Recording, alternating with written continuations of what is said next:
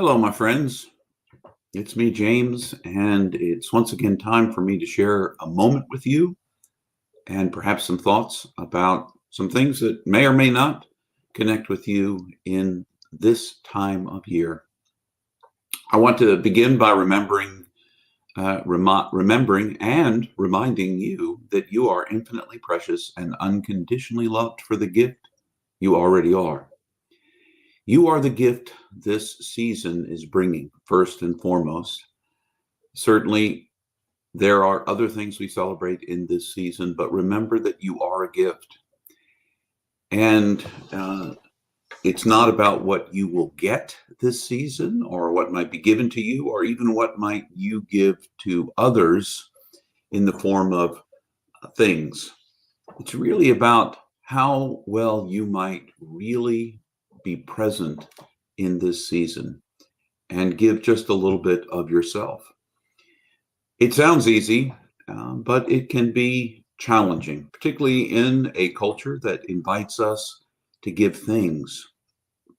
So, what I want to invite you to do to help keep us grounded in this season is to slow down and find a space, if you can, every single day leading up to whatever holiday you might be about to celebrate.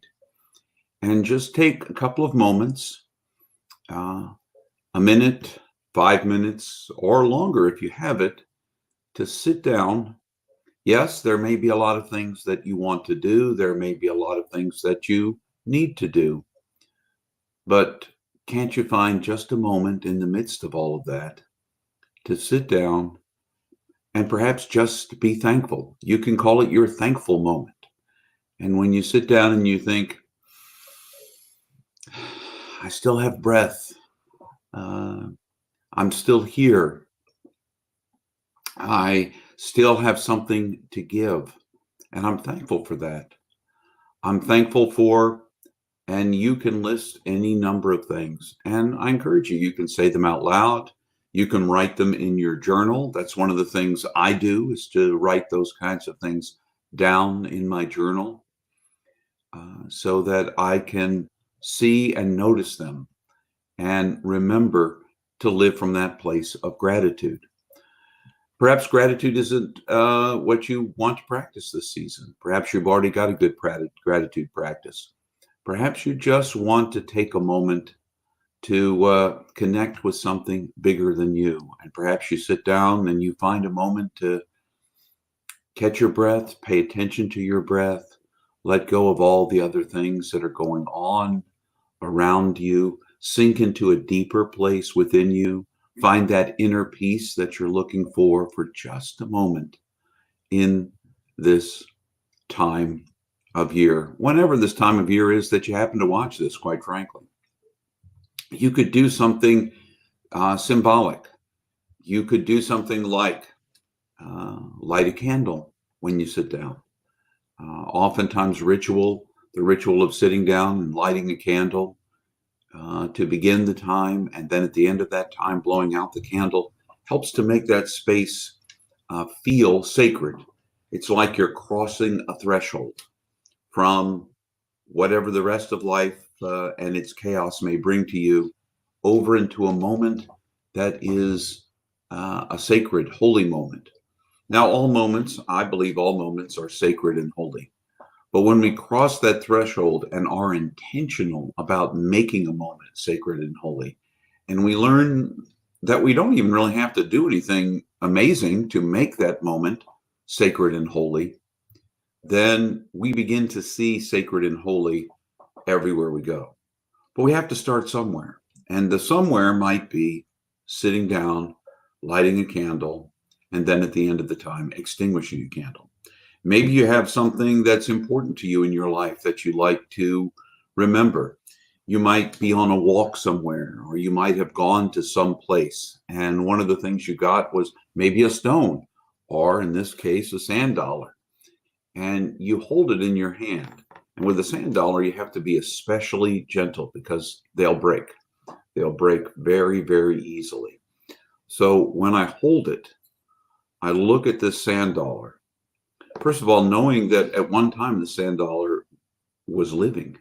It was a living creature that washed up on the beach and dried out, and then came into my collection of things that I've found on the beach.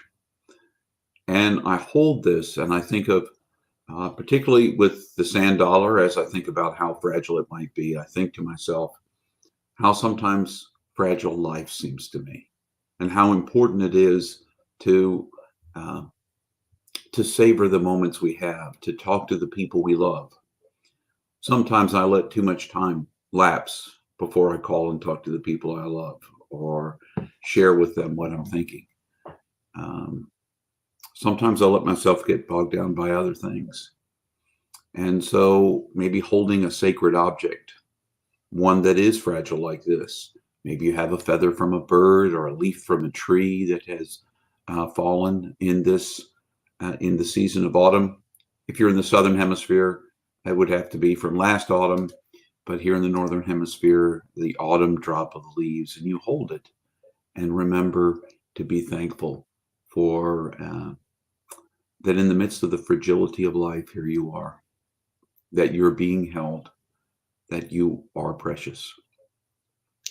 There are other things that you could certainly do with that time. Perhaps a sacred thing you could do is each one of the days that you take, you might take a moment to be to jot a note during your sacred time to someone you care about. One of those people you could jot a note to is yourself. What are you most thankful about yourself? What do you appreciate about yourself? Can you find those things? Can you hold those things? Can you recognize what a gift you are because you bring something to the universe that no other person before or after you will bring because you bring you? No other person can express that giftedness to the rest of the world. This season is filled with giftedness, and it's often about giving gifts to people we know, people we don't know. We just did the angel tree at church where we gave gifts to children we didn't know who had requested things and who might not have received other things if it had not been for folks sort of adopting them for Christmas. Those are small ways. They aren't the long-term ways to impact people's lives, but in small acts of mercy, we share love with the rest of the world. What might you do to make a holy season holy for you, sacred for you? Is it a ritual? Is it lighting a candle, sitting for a moment, and extinguishing the candle at the end, recognizing that sacredness? Is it using your journal to write down the things for which you're thankful, the ways in which you see yourself as a gift, the way in which other people are gifts in your life? And perhaps take a moment to say what a gift the person is through a note or a call in some way. There are lots of ways to slow down, even for just 30 seconds, a minute, 5 minutes, 20 minutes if you can find it. Just slow down. Perhaps meditate on a verse of a sacred text. One of the things we suggested this past Sunday is one of the things people could meditate on would be peace I leave with you, my peace I give to you, not as the world gives, I give to you. What does that peace look like? Where does it reside? Does it reside deep within? Can you feel it? Can you feel the peace as it washes over you? What will you do this season to kind of keep the connectedness, the holiness, the sacredness of your life and life in general in the forefront of your mind? What way will you intentionally make this a season of celebration? Just a thought for this week. I encourage you to do something like that. But no matter whether you do or you don't, I want to remind you you're infinitely precious and unconditionally loved for the gift you already are.